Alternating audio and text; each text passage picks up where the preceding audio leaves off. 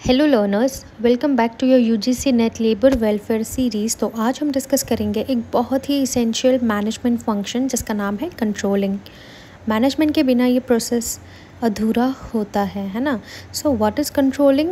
Controlling मतलब नियंत्रण करना, ठीक है। So controlling is the process of monitoring performance, comparing it with planned standards and taking corrective actions to ensure that organizational goals are achieved effectively। बिल्कुल देखो, controlling क्या है? कंट्रोलिंग एक प्रोसेस है जिसमें मैनेजर्स ये चेक करते हैं कि जो काम प्लान किया गया था वो सही डायरेक्शन में हो रहा है या नहीं हो रहा, ठीक है।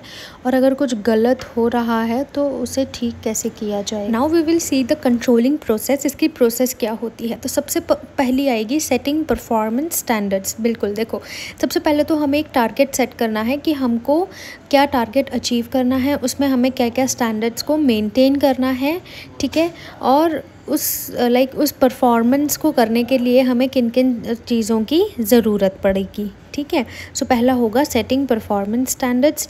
Then second is measuring actual performance. फिर हम लोग क्या करेंगे, जो हमने एक स्टैंडर्ड सेट किया था ना, उससे हम लोग अपनी परफॉर्मेंस का मेजर करेंगे।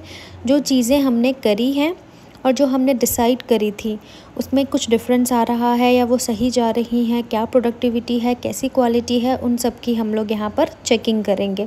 ये हो गया हमारा second step. Then third is comparing actual with standards. क्या काम क्या काम प्लान के अकॉर्डिंग हो गया है या हो रहा है या नहीं, इसका हम लोग यहाँ पर क्या करेंगे, कंपैरिजन करेंगे, ठीक है। उसके बाद में क्या आएगा प्रोसेस में, एनालाइजिंग डेविएशंस। अगर हम लोग देख रहे हैं कि कोई डिफरेंसेस आ रहा है, कुछ चीज़ें काम स्टैंडर्ड्स के हिसाब से नहीं हो पा रही हैं, है ना, तो उसमें कहाँ पे क्या दिक्कत आ रही है, उसका रीज़न क्या है, हम वो समझते हैं यहाँ पे, उसको एनालाइज करते हैं, ठीक है। और लास्ट में हम क्या करेंगे, टेकिंग करेक्टिव एक्शन। लास्ट में क्या होगा, जो भी करेक्टिव एक्शन लेना होगा वो लिया जाता है ताकि एरर्स को फिक्स किया जा सके और जहाँ पे जो भी प्रॉब्लम्स हैं उसको सॉल्व कर सकें, ठीक है। तो इसके फीचर्स क्या होते हैं? फीचर्स ऑफ कंट्रोलिंग में हम लोग देखेंगे, फर्स्ट इज़ गोल ओरिएंटेड। बिल्कुल देखो, ये जो कंट्रोलिंग की वजह से क्या होता है कि आप अपनी ऑर्गेनाइजेशन में जो आपके ऑर्गेनाइजेशनल गोल्स होते हैं वो आराम से इजीली अचीव कर पाते हैं, क्योंकि कंट्रोलिंग इंश्योर करता है कि सबके जो भी एफर्ट्स हैं वो किसकी तरफ हों, गोल अचीव करने की तरफ हों, है ना। देन कंट्रोलिंग कैसा है, परवेजिव फंक्शन है। परवेजिव मतलब जो आपको हर जगह पे हर लेवल पे देखने मिलेगा, है ना। Applied at all levels of management, top level में भी होगा, मिडल में भी होगा, लोअर में भी होगा, सब जगह पर हमें कंट्रोलिंग देखना मिलता है और ये बहुत ही ज़रूरी भी है, ठीक है। देन उसके बाद आएगा controlling is a continuous process. बिल्कुल, ये ऐसा नहीं है, ये कोई एक टास्क नहीं है कि आपने उसको परफॉर्म कर दिया और वो ख़त्म हो गया, नहीं। कंट्रोलिंग क्या है, ये एक रेगुलर प्रोसेस है ना, कंटिन्यूअस प्रोसेस है।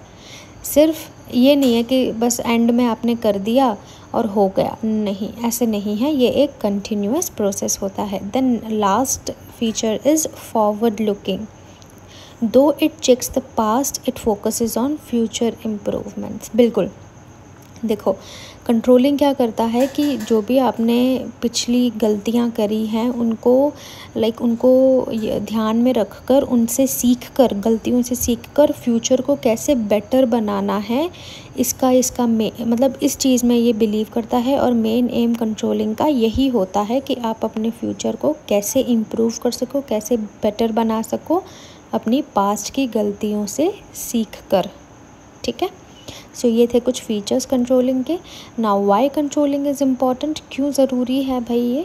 It ensures efficiency and effectiveness. Efficiency मिलती है, बढ़ती है, और इफ़ेक्टिवनेस भी होती है ना। काम में आप अच्छे से ज़्यादा तेज़ काम कर पाएंगे और उसको इफ़ेक्टिवली कर पाएंगे, है ना। नज़र आएगा वो काम और वो पॉजिटिव सही डायरेक्शन में किया गया होगा। Then identify errors and gaps early. बिल्कुल, कंट्रोलिंग से क्या होगा, जो आपने एक स्टैंडर्ड, हमने पहले पढ़ा ना कि जो आपने एक स्टैंडर्ड डिसाइड करे होते हैं उससे आप अपनी एक्चुअल परफॉर्मेंस को कंपेयर करते हो, तो उस टाइम पे अगर आपने कोई एरर्स आइडेंटिफाई किए हैं, कुछ गैप्स, कुछ लैग पॉइंट्स अगर आपको दिख रहे हैं, तो वो आप अर्ली स्टेज पे आइडेंटिफाई कर पाओगे और साथ ही में आप उसको सॉल्व भी कर लोगे, ठीक है।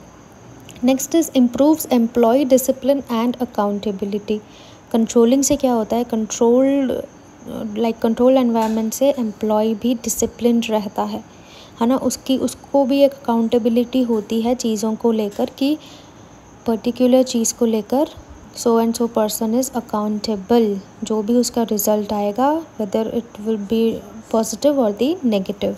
Then controlling helps in cost control and quality maintenance. बिल्कुल देखो, हम लोग जब कंपैरिजन करेंगे हर लेवल पे, हर स्टेप के बाद हम उसको चेक करेंगे, तो वहाँ पर हम लोग उसकी क्वालिटी को भी चेक करेंगे, है ना, कि वो क्वालिटी हमको पूरे ओवरऑल प्रोसेस में हमें मेंटेन रखनी है, जो हमारे स्टैंडर्ड के हिसाब से हम लोगों ने डिसाइड करी है, और साथ में हम कॉस्ट कंट्रोल भी इस चीज़ में कर सकते हैं।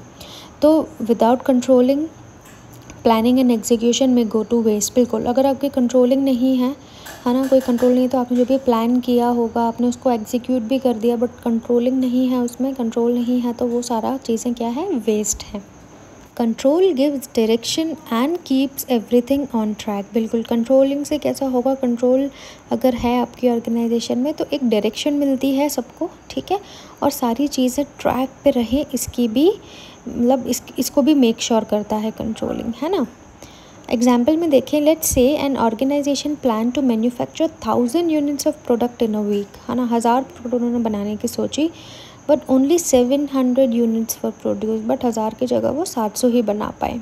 कंट्रोलिंग हेल्प्स आइडेंटिफाई, तो यहाँ पर कंट्रोलिंग क्या करेगी, हमें आइडेंटिफाई करने के लिए हेल्प करेगी कि टारगेट हम क्यों नहीं अचीव कर पाए, क्या प्रॉब्लम्स आई, है ना।